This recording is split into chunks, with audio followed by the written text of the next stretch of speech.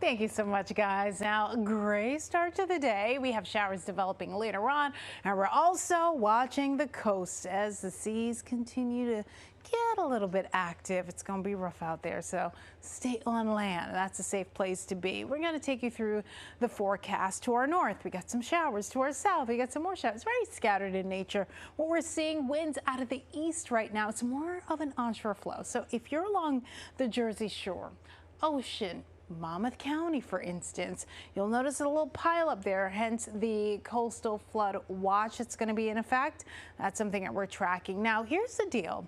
Erin staying out the Atlantic, however, maybe pulling a little bit of moisture from Erin, courtesy of this frontal boundary. As this front moves further east, it's actually going to slow down, and that's thanks in part to Erin, the way things are really setting up here. So as you can see, just some light scattered showers to start this morning, mainly at around the 10 o'clock hour. It's north of the city, though.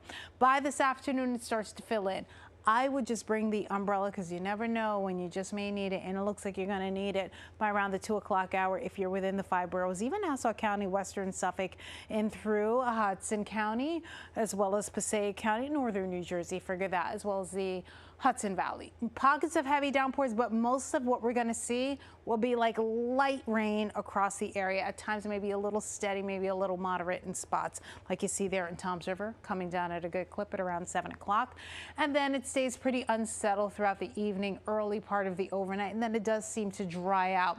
Erin at this point will be pulling away from here even further so in toward the Canada Atlantic area. So right now we're looking at winds picking up into the teens, so not too bad today, but as we head into Thursday, that's when those winds will continue to pick up, especially across eastern Long Island. That's where we're seeing the highest, and it looks like it's been bumped up a little bit, close to about 50 miles per hour. That's certainly not out of the question, mainly across the eastern end, mainly the Twin Forks. Further west you go, the lighter the wind speed.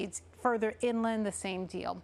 So here's what we are looking like right now. Temperatures in the upper 50s, low to mid, even upper 60s. So a little bit cooler in Sussex County. Today's highs right at around 72 at Central Park.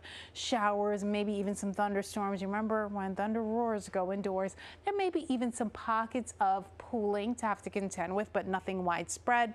Temperatures tonight mainly in the 60s. There'll be some 50s sprinkled in, no doubt. And as you can see, those two areas of concern merging together. And then you have Erin that comes pretty close to the Carolina coastline. That's why we have coastal concerns there, as well as a tropical storm watch and warning along the Carolina coastline. There's even a storm surge watch or warning at this point, but it will start to pull away, and as it does, conditions will steadily improve. So by Friday, we're getting brighter, still a little breezy though, and then much improved conditions as we head into Saturday. We have another frontal system that's going to mean some showers as we head into Sunday, and even Monday still unsettled. Here's a look at your 7-day forecast. Temperatures in the 70s, unseasonably cool, feeling like fall, but then what's going on? I don't know. There we go. As we head into the rest of the 7-day outlook, temperatures back into the 80s, feeling like summer. Morning is a little cool, but doable. We'll send it over to Alexa Farrell.